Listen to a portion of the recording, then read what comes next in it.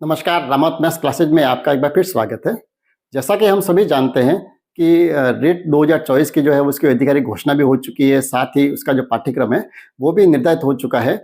और जैसा कि हम सभी जानते हैं, वैसे चर्चा तो पहले ही चल रही थी कि रेट का जो आयोजन है वो राजस्थान माध्यमिक शिक्षा बोर्ड जो है, अजमेर जो है, उसके द्वारा ही आयोजित होगा। लेकिन बीच-बीच में कई बार ये भी कयास लगे कि कई बार कि ये जो परीक्षा का आयोजन है वो किसी दूसरी संस्था के द्वारा भी करवाया जा सकता है।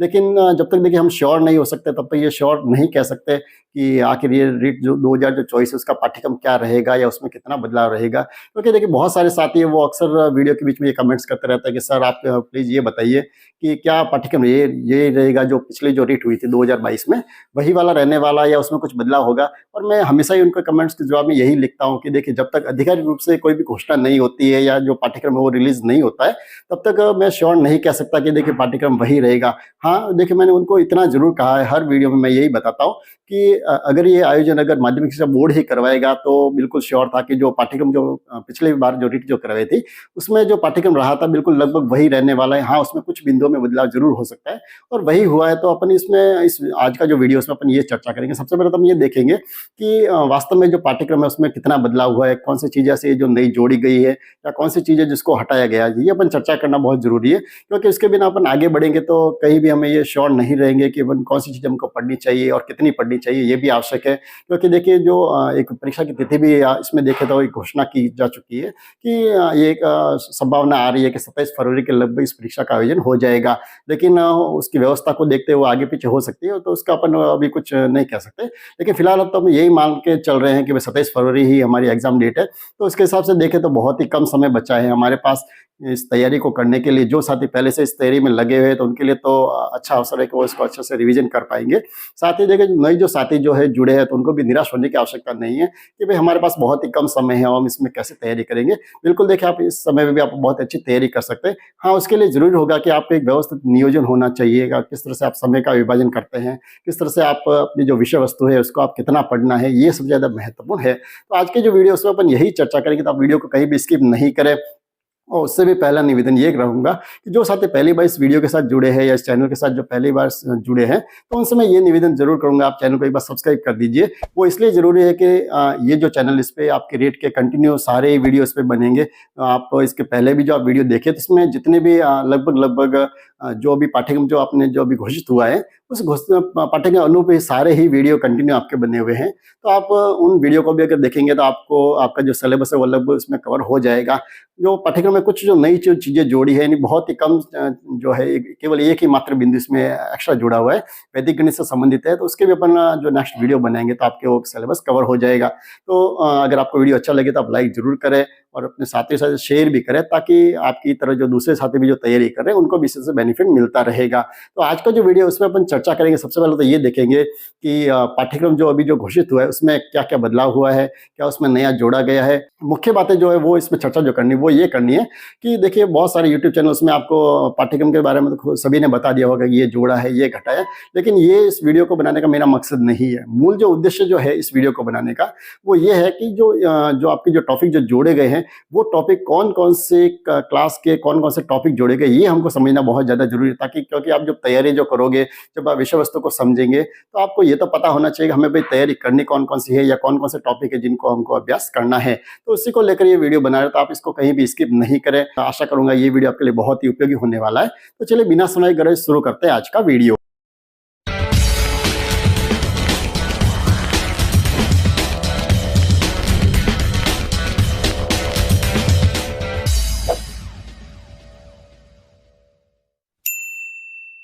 चलिए, तो वीडियो की शुरुआत हम सबसे पहले ये करते हैं कि राजस्थान अध्यापक पात्रता परीक्षा का जो आयोजन जो हो रहा है, वो तो हम देखिए अभी हमने वीडियो में पहले भी चर्चा की है कि लगभग इसकी जो संभावित तिथि जो बताई जा रही है, वो 27 फरवरी बताई जा रही है, ठीक है? यानी 27 फरवरी 2025 को इस परीक्षा का आयोजन हो सकता है, ठीक है? साथ ही ये भी उसमें आशंका जताई जा रही है कि हो सकता है वो एक चरण में हो या उस 2 दिन में या 3 दिन में से आयोजित हो सके। वो जैसे ही उसमें परीक्षा के लिए जो फॉर्म भरे जाएँगे, आवेदन की संख्या जो होगी, उसके आधार पर ये निर्धारित होगा कि वो 1 ही दिन में संपन्न होगी या 2 या 3 दिन में होगी, ठीक है? तो हमारा जो टारगेट है वो मेन यही हम यही मान के चले इसी आधार को कि 27 फरवरी तक हमें जो है ये जो पाठ्यक्रम जो इसमें जो घोषित किया गया है, वो पाठ्यक्रम हमें 27 फरवरी के लगभग पूरा करना है। कहने का तात्पर्य अपन अंदाज से माने तो हमारे पास 2 महीने का समय है। ठीक है। इस 2 महीने में आपको अपनी जो जितनी भी विषय वस्तु वो सारी इसमें कवर करनी है। तो अपन पहले बात करें लेवल 1 के जो है, लेवल 1 के जितने भी स्टूडेंट हैं उनके लिए बहुत ही उपयोगी होगा, क्योंकि उनको देखिए आपको जो पढ़ना है वो आपको चारों ही विषय पढ़ने पड़ेंगे। आपको उसमें हिंदी भी कवर करनी है, साथ में आपको इंग्लिश भी कवर करनी है, ठीक है। उसके बाद में तीसरा जो है उसमें पर्यावरण के भी टॉपिक उसमें आए हुए, तो उसको भी आपको कवर करना है। और चौथा जो है वो गणित। यानी चारों जो महत्वपूर्ण विषय है उन चारों को ही आपको इसमें कवर करना अनिवार्य होता है, ठीक है। अब उसमें सबसे बड़े दो 3 जो है, जैसे हिंदी है, इंग्लिश है, पर्यावरण, उसकी तैयारी तो आसानी से हो जाती है और हम पूर्ण से टच में है, तो कहीं भी समस्या नहीं आती है। मेन जो समस्या आती है वो गणित में ही आती है, ठीक है। अब गणित में आने के मूल कारण ये है क्योंकि गणित की जो विषय वस्तु जो पाठ्यक्रम तो देखिए उसमें दे दिया, ठीक है, लेकिन हमें समस्या ये आती है, जैसे मैं अपन एग्जाम्पल के लिए जो पहला ही जो बिंदु जैसे जोड़ा गया है कि 1 करोड़ तक की पूर्ण संख्या है, ठीक है। अब ये जो टॉपिक जो जोड़ा गया है 1 करोड़ तक की जो पूर्ण संख्या जो है, तो अब इसके इस बिंदु को लेकर अब हम इसको क्या समझे कि हमें इसमें क्या पढ़ना है या कौन सा अभ्यास करना है, कितना पढ़ना है। तो अब ये समस्या जो आती है इसका मेन क्या है कि अब इसको हम कैसे समझे, इसको हम कैसे कवर करेंगे। तो इसके लिए हमारे दिमाग में सबसे पहले तो ये होना चाहिए कि हमें ये पता होना चाहिए कि ये जो टॉपिक जो है ये कौन से क्लास में दिया हुआ है, ठीक है। क्या ये कक्षा पहले, उससे पहले तो अपन ये चर्चा, ये बिंदु को बाद में छोड़, इससे पहले अपन ये समझे कि आपको जो गणित जो पढ़नी है वो पढ़नी कहाँ तक है, कौन सी क्लास तक हमें गणित के जो अभ्यास करना है। तो वो आप दिमाग में पहले तो स्पष्ट कर दीजिए। हमारा जो पाठ्यक्रम जो है वो सारा, जो गणित के लिए नहीं कह रहा, मैं सारे विषयों के लिए कह रहा हूँ कि आपको जो तैयारी जो करनी है वो कक्षा 3 से लगाकर कक्षा 8 तक की जो पाठ्य पुस्तकें है, ठीक है। अब पाठ्य पुस्तकें कौन सी होगी, तो पाठ्य पुस्तकें जो है, क्योंकि परीक्षा जो ले रहा है वो कौन ले रहा है, आरबीएससी ले रहा है, ठीक है। राजस्थान माध्यमिक शिक्षा बोर्ड वाला इस परीक्षा को आयोजित करवा रहा है, तो वो अपनी ही पाठ्य पुस्तकों को आधार मानकर ही प्रश्न पत्र का निर्माण करवाएगा, ठीक है। तो हमें जो पाठ्य पुस्तक पढ़नी है वो कौन सी पढ़नी है, माध्यमिक शिक्षा बोर्ड के द्वारा राजस्थान की जो है वो किताबें हमको पढ़नी है। एनसीईआरटी की जो अब तो लगभग तो आपका एनसीईआरटी और राजस्थान का जो पाठ्यक्रम वो एक ही है, तो हमें कक्षा 3 से लेकर 8 तक की जो पाठ्य पुस्तक है उनका हमें अध्ययन करना है, ठीक है। अब गणित के अंदर जो बात जो आती है वो ये आती है कि देखिए आपने उसमें जो अभी जो घोषणा जो हुई है, रीट की जो विज्ञप्ति निकली है, उसमें आपने देखा होगा, उसमें ये लिखा हुआ है कि लेवल 1 के लिए जो स्टैंडर्ड जो रहेगा वो रहेगा कक्षा 10 का स्तर। इसका जो स्तर जो रहेगा वो कौन सा है, कक्षा 10 का।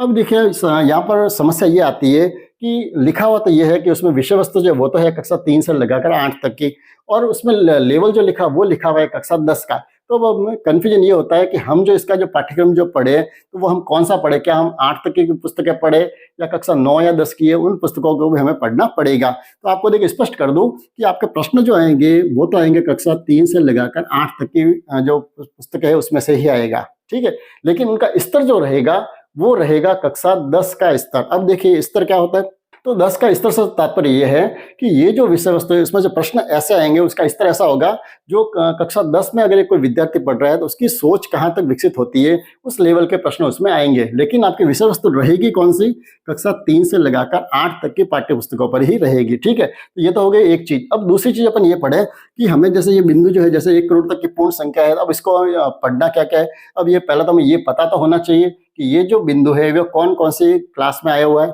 क्या हम सारी किताबें पढ़नी पड़ेगी या पूरी किताबें पढ़नी पड़ेगी। तो अब इसको आप क्लियर करने के लिए अपन आगे इसमें चर्चा भी करेंगे कि हमारा जो पाठ्यक्रम जो दिया हुआ है इसमें जैसे ये बिंदु है, ये इसका जो ये अध्याय कौन कौन सा है, कौन सी क्लास में दिया हुआ है, ये भी अपन इसको एक बार नोट कर लेंगे, ठीक है। तो उससे पहले जो मैं आपको जो एक निवेदन जो करना चाहता हूँ वो ये है कि हमारे पास जो 2 महीने का जो समय है, इस समय को हम कैसे नियोजित करें कि हमारी जो तैयारी वो बेहतर हो जाए। तो इसके लिए अब गणित की जो अपन जो विषय वस्तु की बात करूँ तो आपको जो तैयारी जो करनी वो आपको 3 स्टेप में करनी पड़ेगी, ठीक है।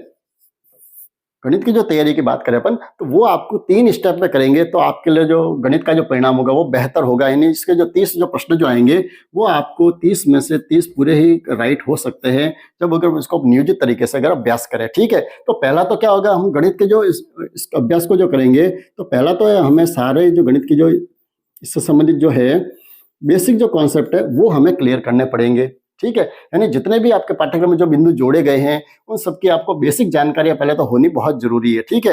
अब बेसिक के बाद दूसरा जो है वो है हमारा विषय वस्तु, कि हमें विषय वस्तु का कितना अभ्यास करना है वो निर्भर करेगा कि हमें पहले तो ये पता होना चाहिए कि कौन सा टॉपिक पढ़ना है और कौन सी क्लास से पढ़ना है, और वो हमें पता होना जरूरी है। और तीसरा जो है वो हमारा निर्भर करेगा अभ्यास पर, कि हम उस पर कितना अभ्यास कर पाते हैं। ठीक है, ये 3 चीजें हमें जब कंटिन्यू स्टेप बाय स्टेप इसको पूरा करेंगे तब जाके हमारा गणित का पाठ्यक्रम पूरा होगा। ठीक है, अब आप ये सोच रहे होंगे कि चलो ये सर इतनी सारी चीजें बता तो रहे, अब इतने कम समय में हम इसको कैसे करेंगे। तो आपको देखिए कहीं भी डरने की आवश्यकता नहीं है।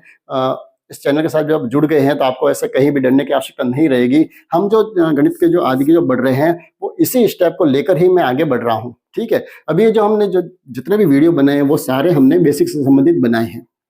ठीक है, यानी लगभग आप ये समझिए कि जो पाठ्यक्रम जो दिया है बिल्कुल हम 100% उसी के कंटिन्यू चल रहे हैं, और सारे हमारे चैप्टर अब पूरे होने वाले हैं।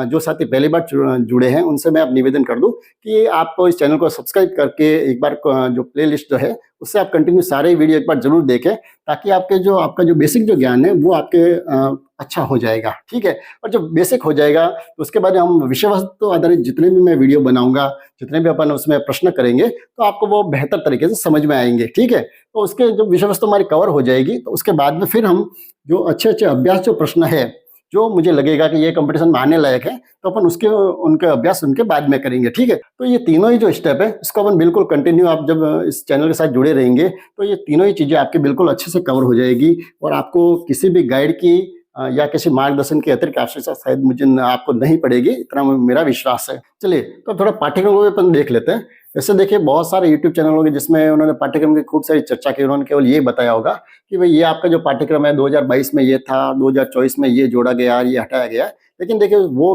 हमको केवल देखना है, ज़्यादा हमारा मायने नहीं रखता है, क्योंकि उससे भी ज़्यादा जरूरी जो है वो ये चीज़ है कि ये जो 2024 का जो पाठ्यक्रम जो जोड़ा गया, जैसे इसमें पहले ही बिंदु की बात करें तो पहला जो इसमें जो इकाई जोड़ी गई वो ये जोड़ी गई है कि 1 करोड़ तक की पूर्ण संख्या, साथ में स्थानीय मान, तुलना, गणितीय मूलभूत संक्रिया जो है वो जोड़, बाकी गुणा और भाग।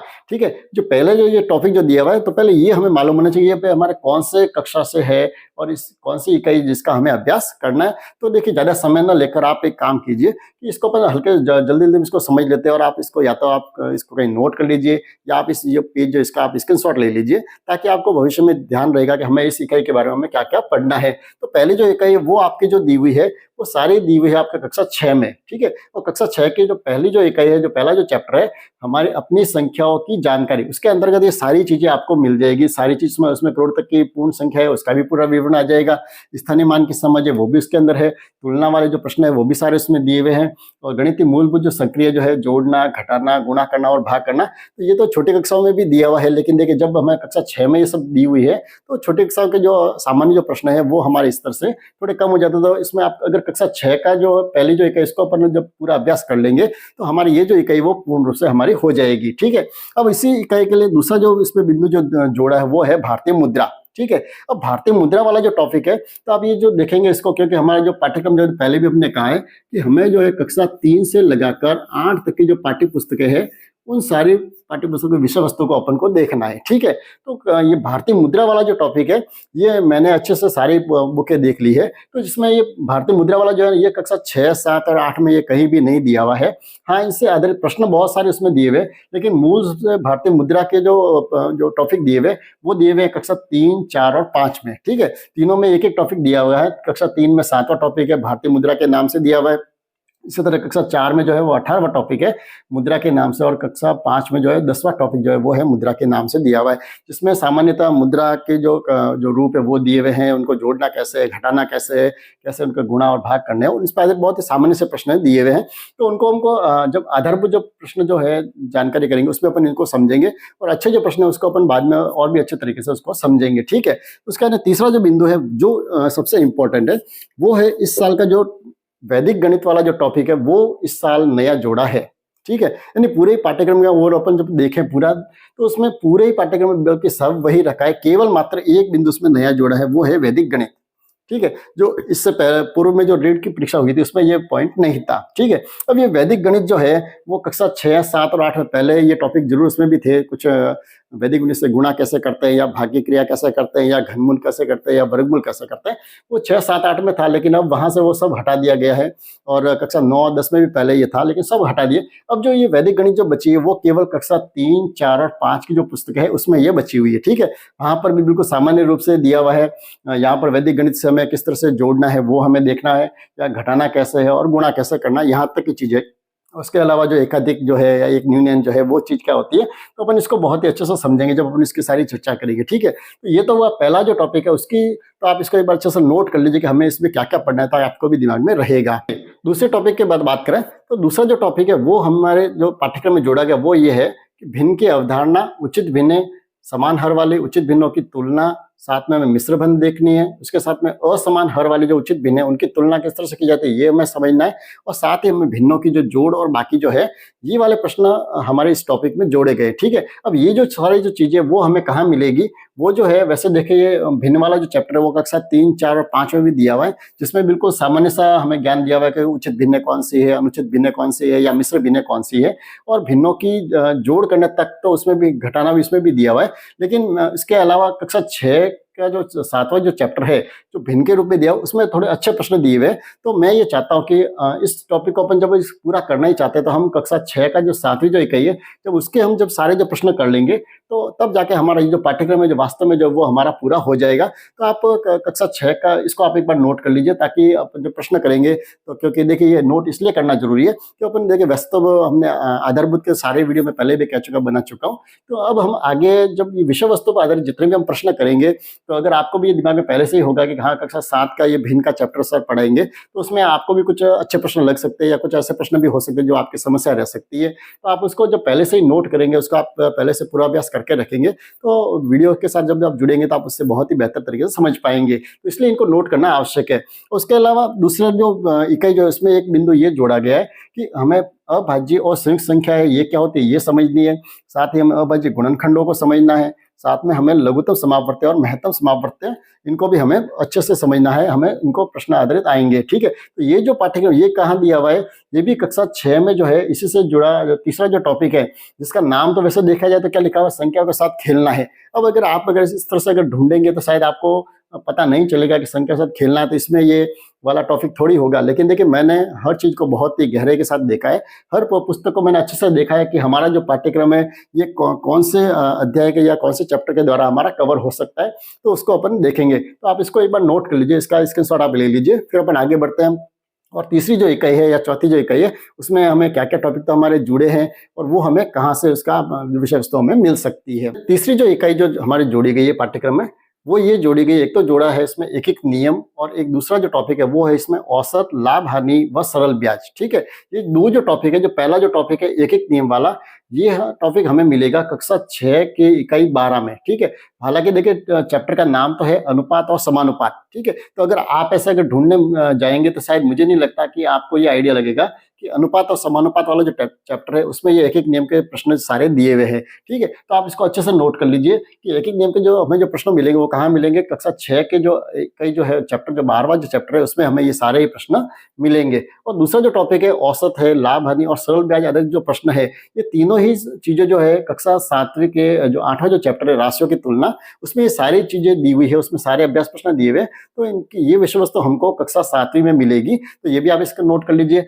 साथ ही चौथी जो इकाई जो दी हुई है वो ज्यामिति आधारित जो ज्ञान है उस पर आधारित है, उसमें हमें समतल और वक्रतल के बारे में समझना है, साथ ही हमें समतल व ठोस आकृतियां कौन कौन सी है ये हमें देखनी है, साथ ही समतल ज्यामितीय आकृतियां जो है उनकी विशेषता क्या क्या है वो हमें सारी इसमें देखनी है। और उसके अंतर्गत हमें बिंदु, रेखा, किरण, रेखाखंड, कोण और उनके प्रकार, ये हमारे टॉपिक जोड़े गए। तो ये सारी जो चीज ये हमें कहाँ मिलेगी, सारे कक्षा 6 में दिया हुआ है। और कक्षा 6 का चौथा जो अध्याय है, एक तो आधारभूत ज्यामितीय अवधारणा है उसमें दिया हुआ है, और शेष जो है जैसे ये कोण है, रेखा, उनके बारे में जो जानकारी है वो सारी कक्षा 6 के जो 5वां जो अध्याय है उसमें प्रारंभिक आकारों का जो समझना है उसका ये टॉपिक का नाम है, उसमें ये सारी चीजें हमें मिल जाएगी। तो ये दो टॉपिक है, इनको हमको बहुत ही विस्तृत रूप से अध्ययन करना पड़ेगा, तब जाके हमारी जो विषय वस्तु है वो हमारी क्लियर होगी। ठीक है, अगली जो इकाई जो हमें जोड़ेगी वो ये है जिसमें हमें लंबाई, भार, धारिता, समय और क्षेत्र मापन जो है इनकी मानक इकाइयों और उनमें संबंध के बारे में हमें चर्चा करनी है। ठीक है, ये जो टॉपिक है, ये सारे जो टॉपिक है, ये जो क्षेत्र मापन को अपन छोड़ दें तो इसके अलावा जितने भी टॉपिक है, चाहे वो लंबाई हो, चाहे वो भार हो, या वो धारिता हो, या समय है, ये जो चारों जो टॉपिक दिए हुए, ये दिए हुए कक्षा 3 से लगाकर 5 तक की पाठ्य पुस्तकों में दिए हुए हैं। ठीक है, तो ये हमको वहीं से समझना पड़ेगा। तो लंबाई का जो है वो कक्षा 3 का जो 13वां चैप्टर है, चौथी क्लास का 13वां चैप्टर है और 5वीं क्लास का भी 13वां चैप्टर है। ठीक है, इसमें तो लंबाई मापन नाम है, इसमें मापन है और इसमें लंबाई मापन नाम लिखा हुआ है, तो इसको हम अच्छे से समझेंगे। उसके बाद भार जो मापन जो है वो इकाई हमारे तीसरी का तो 11वां अध्याय है, चौथे का 14वां अध्याय और 5वें का जो है वो 12वां अध्याय है। ठीक है, और वहाँ पर टॉपिक सबके नाम भारी दिए तो हमको जल्दी से मिल जाएगा। इसके अलावा धारिता जो है वो कक्षा 3 का 12वां टॉपिक दिया हुआ है, कक्षा 4 का 15वां टॉपिक है और 5वीं का जो है वो 15वां टॉपिक है। ठीक है, तो ये धारिता मापन के सारे प्रश्न हमको इसमें मिल जाएंगे।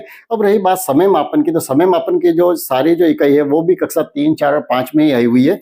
कक्षा 3 में 10वां अध्याय है, चौथी में 16वां अध्याय है और 5वीं कक्षा का 11वां अध्याय है। ठीक है, तो इसके अलावा क्षेत्र मापन का जो टॉपिक जो जोड़ा गया है उसमें हमें इनकी मानक इकाई जो देखनी है तो वो हमें कहाँ मिलेगी, कक्षा 3 के जो 14 जो अध्याय का क्षेत्रफल जहाँ बिल्कुल प्रारंभिक जानकारी दी गई है तो वो हम यहाँ से समझेंगे। और इसके अलावा इनके आपस में संबंध जो है वो हमको कहाँ मिलेंगे, कक्षा 4 की जो 17वां जो चैप्टर है परिमाप एवं क्षेत्रफल, उसमें इनमें सारी इकाइयों दी गई है, उसमें आपस में क्या संबंध है वो भी हमें समझाए। तो ये सारी चीजें अपन वहां से होते हुए फिर अपन आगे और बढ़ेंगे, अंतिम इकाई की तरफ चर्चा करते हैं। तो अंतिम जो इकाई है वो इसमें यह है, वर्गाकार तथा आयताकार वस्तुओं के पृष्ठ तल का क्षेत्रफल एवं उनका परिमाप। तो ये जो हमें समझना वो कहाँ से समझना है, इसके लिए हमें कक्षा 3, कक्षा 4 और कक्षा 5 की जो पाठ्य पुस्तक है उनको हमको देखना पड़ेगा गणित की। तो उसमें कक्षा 3 का जो 14 जो टॉपिक है क्षेत्रफल उसको हमें देखना पड़ेगा, साथ ही हमें कक्षा 4 के 17वां जो टॉपिक है परिमाप एवं क्षेत्रफल उसको भी हमें देखना पड़ेगा, और साथ ही हमें कक्षा 5 के 14 जो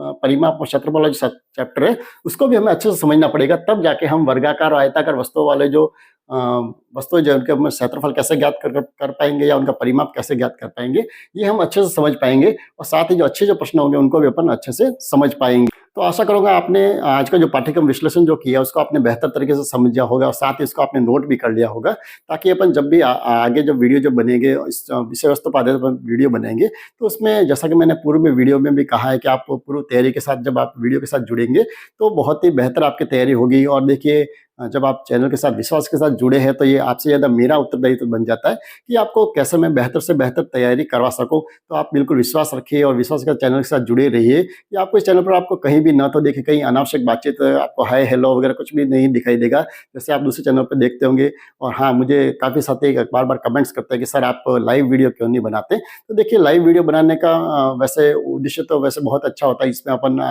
लाइव जुड़ते हैं एक दूसरे से, आपसी संबंध आप बना सकते हैं, साथ ही आप जो आपकी जो समस्या है उसका आप हाथों हाथ निवारण भी हो सकता है। लेकिन देखिए उसको बनाने में सबसे बड़ी जो दिक्कत जाती है वो ये आती है, उसमें देखिए अनावश्यक समय खर्च बहुत ज़्यादा होता है, मैंने देखा है अक्सर। क्योंकि उसमें क्या होता है, आप जब आप एक कमेंट्स करते हैं फिर उस कमेंट्स को मुझे देखना पड़ता है, फिर देख के फिर आप इसको मैं सॉल्यूशन करो, उसमें बहुत अधिक समय व्यर्थ होता है। और देखिए मैं खुद जानता हूँ कि आपके लिए समय कितना कीमती है। तो आपने देखा होगा मेरे किसी भी वीडियो में न तो कहीं भी मैं हाय हेलो आपको कहीं निर्देशित आते हैं, न कहीं हम वीडियो का अनावश्यक मैं बड़ा करने की भी कोशिश नहीं करता हूँ। जितना शॉर्ट से शॉर्ट हो सके और जितने अच्छे से अच्छी जानकारी, अधिकतम जानकारी जो है वो मैं देने की हमेशा कोशिश रहती है। हाँ, जब अपन सारे या अपन जब इस चारों जो टॉपिक जो है वो पूरे हो जाएंगे, जब हमारे सारे जो बेसिक तो वैसे देखिए पूरे होने ही वाले हैं, तो उनको आप उन सारी वीडियो को एक बार देखिए। तो उसके बाद में अपन सारे जो विषयवस्तु आधारित जो है वीडियो सारे बनाएंगे, उसमें अपन सारे प्रश्नों को लेंगे। और उसके बाद में खास जो इम्पोर्टेंट, जो सबसे अधिक जो इम्पोर्टेंट रहेगा वो हमारा रहेगा अभ्यास। तो अभ्यास आधारित से जब वीडियो बनाएंगे उसमें मैं कंपटीशन में आने लायक जितने भी पूर्व में जितने भी अच्छे प्रश्न जो आए हैं उनको भी अपन उसमें शामिल करेंगे। साथ ही जो आने योग्य जो प्रश्न होंगे उनको भी अपन कितना कैसे कम समय में अच्छे से अच्छे उपयोग करते हैं उसको जल्दी से जल्दी करने की कोशिश करेंगे। तो वो सारी चीज़ें अपन उसको देखेंगे। तो उसके लिए ज़रूरी होगा आप चैनल के साथ कंटिन्यू बने रहे, और उसके लिए ज़रूरी होगा कि आपने अगर चैनल को अभी तक सब्सक्राइब नहीं किया है तो आप चैनल को सब्सक्राइब जरूर करें। साथ ही जो बेल आइकन है उसको आप प्रेस जरूर करें, ताकि जब भी वीडियो अपलोड होगा तो उसका नोटिफिकेशन होगा वो आपको समय पर मिल जाएगा और आप वीडियो से कहीं भी वंचित नहीं होंगे। और वीडियो अगर आपको अच्छा लगा हो तो लाइक जरूर करें, और उससे भी जो आवश्यक जो है वो ये है कि आप वीडियो को अपने साथियों के साथ शेयर जरूर करें, ताकि क्या होगा उससे आपकी तरह जो दूसरे जो साथी जो तैयारी कर रहे हैं उनको भी बेनिफिट मिलता रहेगा। तो हम मिलते हैं अगले वीडियो में। तो अपना अभ्यास जारी रखिए और बने रहिए चैनल के साथ। धन्यवाद।